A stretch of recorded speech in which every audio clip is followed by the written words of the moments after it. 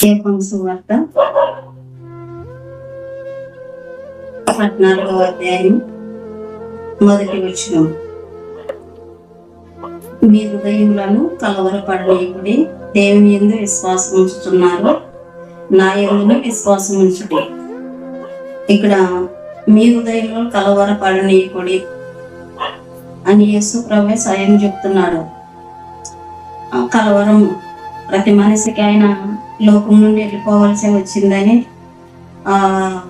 ఆయన ఎరిగి వెళ్ళిపోయినప్పుడు కలవరం రాకూడదని, దేని విషయంలో కలవరం రాకూడదని ఆయన ఇష్టం గనక ఆయన కలవరం చెందొద్దని శిశువులకు చెబుతూ ఈ మాట రాస్తాడు. దేవుని యందు విశ్వాసం ఉంచుతున్నారు, నా యందు కూడా విశ్వాసం ఉంచండి. విశ్వాసం ఉంటే కలవరం మనిషికి రాదు. అయితే కలవరం మనం ఎప్పుడు కలవరపడతామో లేఖనాల్లో చూస్తే కనిపిస్తుంది.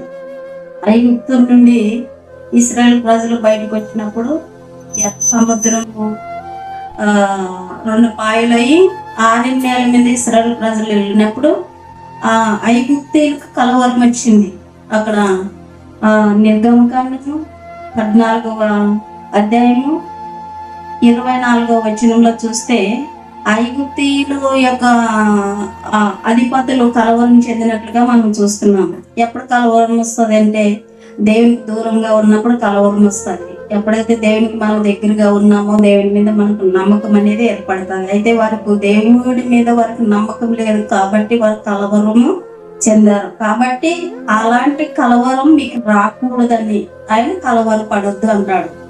దేవుని మీద విశ్వాసం, ప్రతి ఒక్కరికి దేవుని మీద నమ్మకం ఉంటుంది. ఒక రోగి అయినా లేక మనకి ఏదైనా కావచ్చు, అన్నిటినీ లాస్ట్కి చెప్పేది దేవుడు ఉన్నాడు అంటారు. దేవుని మీద నమ్మకం ఉంది.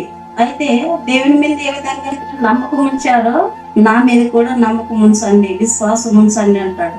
ఆ కలవరం జయించడానికి మనకు ముఖ్యమైన ఆయుధం ఏదంటే విశ్వాసం. విశ్వాసం ఉండదంటే మనకి కలవరము రాదు.